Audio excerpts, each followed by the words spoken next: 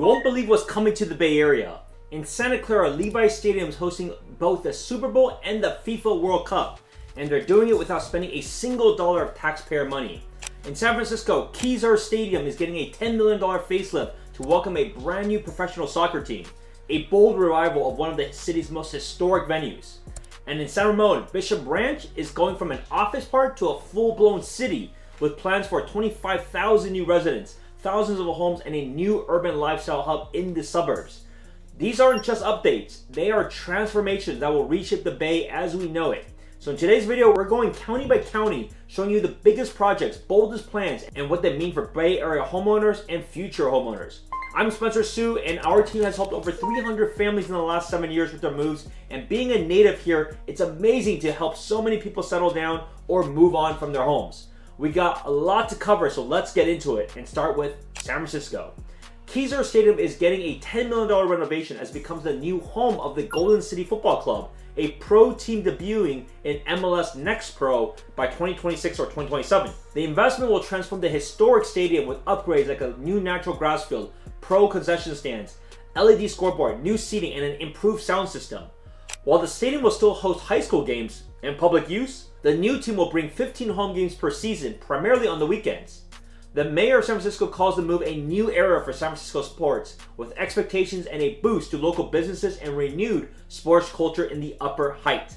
Moreover, in San Francisco's Vacant to Vibrant initiative, this is accelerating, adding 26 more pop-up storefronts in downtown San Francisco in 2025 thanks to a $500,000 investment from JP Morgan Chase.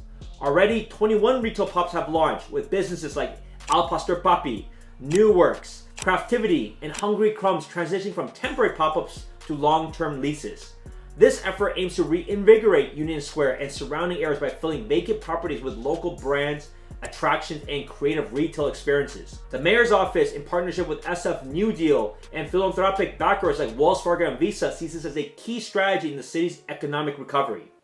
Also, San Francisco is pushing a major zoning reform that can reshape entire neighborhoods by allowing taller buildings and multi-unit homes in historically low-density areas. This is known as the Family Rezoning Plan because the effort is designed to address the city's housing shortfalls of over 36,000 units, part of its state-mandated goals of 82,000 new homes by 2031. You have the key corridors like Geary Boulevard, 19th Avenue, and Terrival Street could see 11 to 14-story buildings, while parts of Van Ness might allow up to 140 feet tall structures. While some residents worry about this YIMBY overreach, city planners say it is necessary to prevent the state penalties and help working families find housing within the city limits. The other benefit is travel. United Airlines will increase its flights from San Francisco by 20% in 2025, making the busiest year for the airline since 2019. To accommodate this growth, a $2.6 billion modernization project at Terminal 3 is underway, adding 200,000 square feet for new gates, lounges, dining, and retail. The Terminal 3 West modernization will include, you got Starlink Wi-Fi, sustainable infrastructure, and biometric security tech. This initiative supports not only tourism, but also a lot of local jobs, as you have 1,200 new positions planned and long-term investments in the airport infrastructure and airline tech. Also, a 26-story high-rise is in the works at 777 Sutter Street in Lower Nob Hill, set to include 36 residential units and 1,500 square feet of retail. The project uses state density bonus laws to exceed typical heights, with 6 units designated as affordable housing. Designed by Forma, the building will feature fiber, cement, and glass facade and no car parking, only bike parking, emphasizing this transit-oriented living. Would you want to buy something without parking in San Francisco? Even though the construction is ambitious and is still awaiting approval, it represents a continued push for more vertical housing with less parking. But what about developing other areas like San Mateo County? After years of community input, San Mateo's beloved Central Park is getting a major refresh. The updated plan now includes Adventure Village themed playground, though with scaled back features to stay within a more modest $8.5 million budget. A prefab restroom and simplified picnic area roofing are also part of the cost-effective changes. Despite reducing the play area for younger kids, city leaders say the design still honors community feedback and brings a long-awaited improvement to families across the entire peninsula. Furthermore, the Hillsdale Shopping Center in San Mateo has been going through a lot of changes, but it's also preparing for a bold transformation into a more mixed-use lifestyle called the Hillsdale Reimagined. The plan includes demolishing the interior mall to make way for 1,300 plus new homes, green open spaces, and buildings up to 10 stories tall. The redevelopment aims to reflect modern shopping behaviors while creating a space where people can live, work, and shop in one walkable environment. Though this is still really early in the approval process, this shows you the ambitions that the Bay Area in general are going through, turning these unused, underutilized places into housing and retail destinations. Take a look at this. Amazon-owned ZOOX, a leader in autonomous vehicle tech, is subleasing over 200,000 square feet of office space near its headquarters in Foster City. This major commercial lease signals the company's growth and competitive push against rivals like Waymo and Tesla. The site was formerly occupied by Illumina and is one of the biggest real estate deals this year. With the current plans to launch robotaxi services all across the country, ZOOX's local footprint reinforces the Bay Area's role as a hub for self-driving tech innovation. San Bruno Mountain is also getting more accessible with a new day-use area improvement project starting right now. The $2 million renovation funded by Measure K will include new ADA-compliant picnic areas, restrooms, and educational displays. Most of the new sites will be connected by paved trails, ensuring the park is welcoming to people of all abilities. The goal is to make this gem even more inviting for family gatherings and community events. Furthermore, a beautiful piece of history is being reborn in downtown Burlingame with the 220 Park project, which blends a preserved 1940s post office with modern office and retail space. Developers temporarily relocated and reconstructed the historic lobby and facade while adding 5 stories of new construction above. When this is done, the building will offer luxury office terraces, ground-level restaurants, and underground parking for 275 cars. It's a model of adaptive reuse done right. You got to preserve the city's architectural legacy while meeting modern business needs. What about what's going on in Silicon Valley in Santa Clara County? A proposal to build 59 townhomes in the Alviso district of San Jose could reshape an underutilized giant patch of land currently home to mixed commercial and industrial uses. This 3.1 acre site near Val's restaurant would be cleared of existing structure to make way for modern housing. If this is approved, this project will bring new life to a neighborhood often overlooked in Silicon Valley growth conversations. I bet you never heard of Alviso other than Topgolf. Next, after years of delay, the Phase 2 in the North 40 project in Los Gatos is finally under review. This development will include 450 new homes, 15,000 square feet of retail, and over 8 acres of open space. Of these homes, some of them will be affordable. Now, Los Gatos is under pressure as well, like every other city, to meet California's housing mandates, and this project helps the town get closer to its goal of 2,000 new units by 2031. In addition, there's another sign of AI dominance and another sign of permanent investments.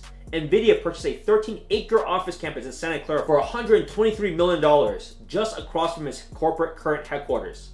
This adds to a string of acquisitions, including an 8-building deal in 2024 worth $374 million.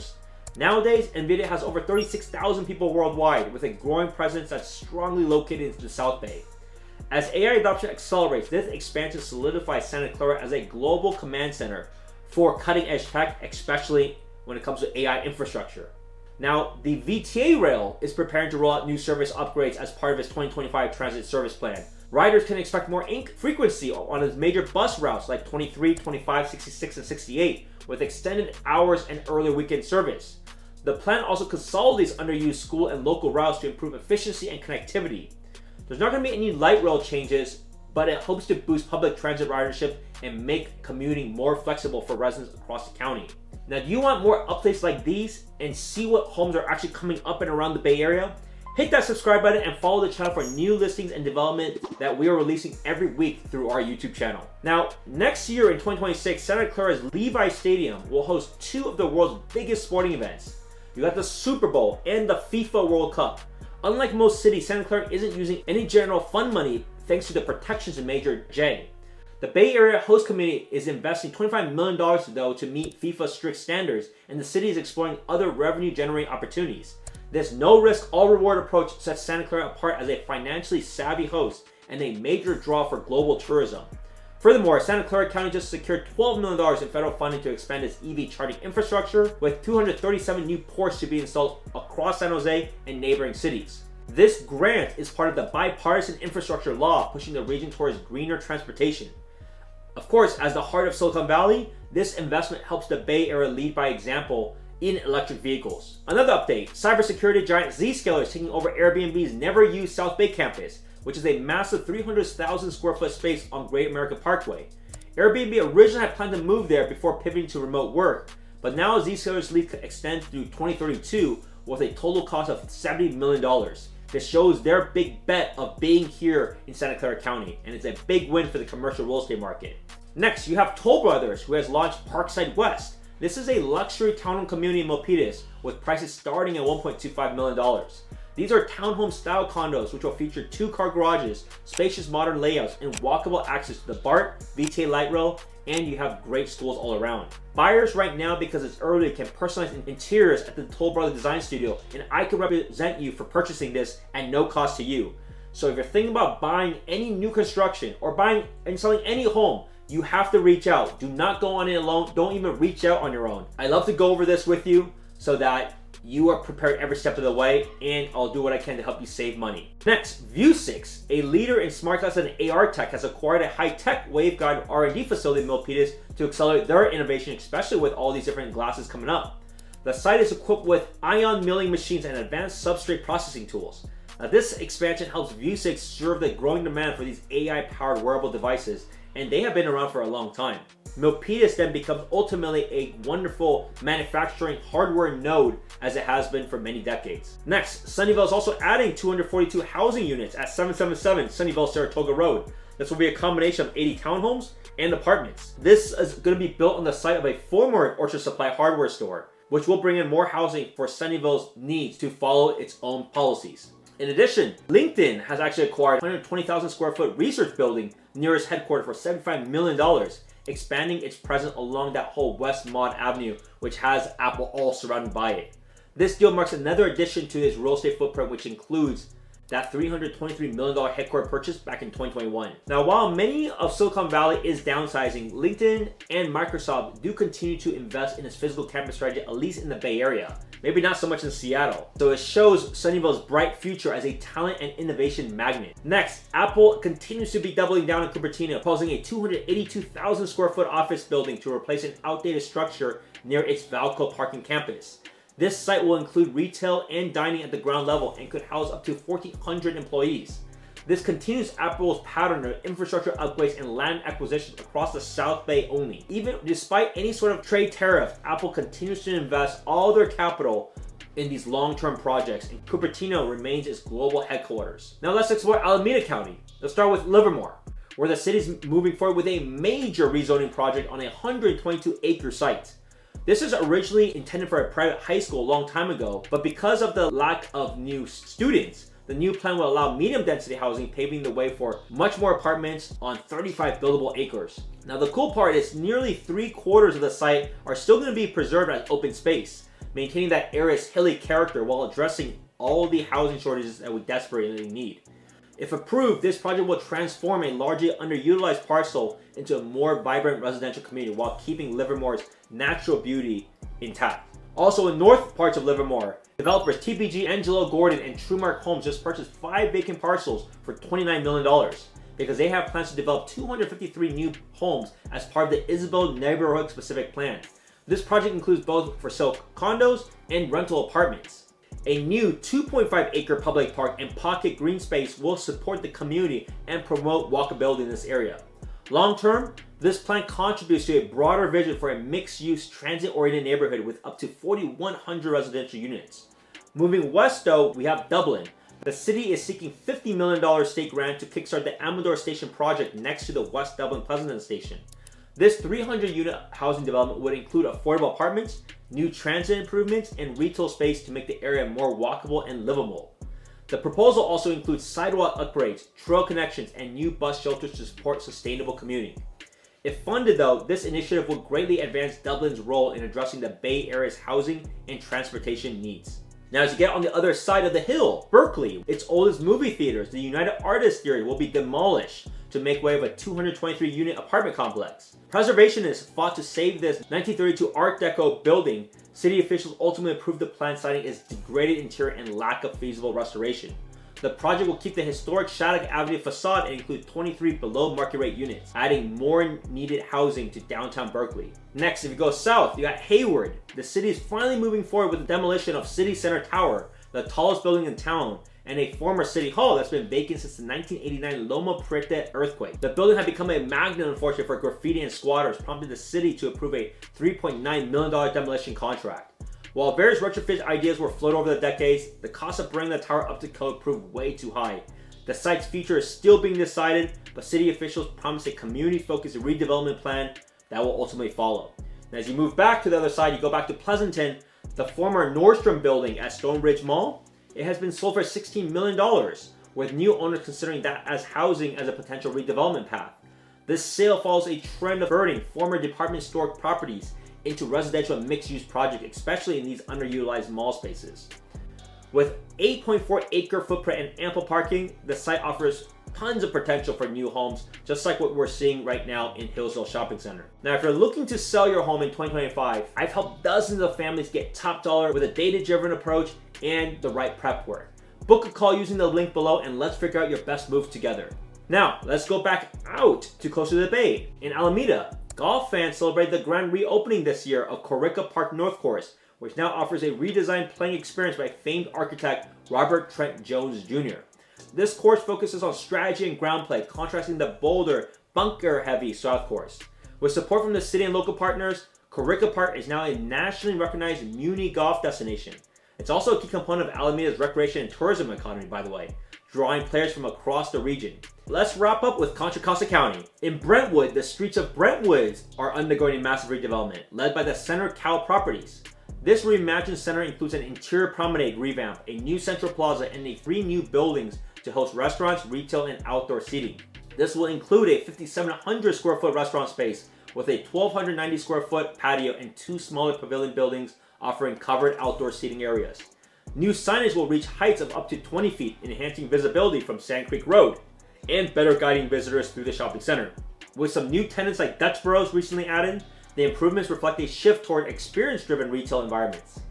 The design emphasizes shaded areas for all-weather enjoyment and improved wayfinding with larger monument signs.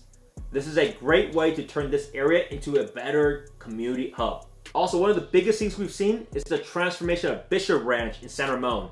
This is one of the most ambitious projects in all of the Bay Area, where Sunset Development is evolving the former office park from the Chevron headquarters. The site is now being reimagined as a vibrant district with up to 8,000 homes, restaurants, retail, and green spaces.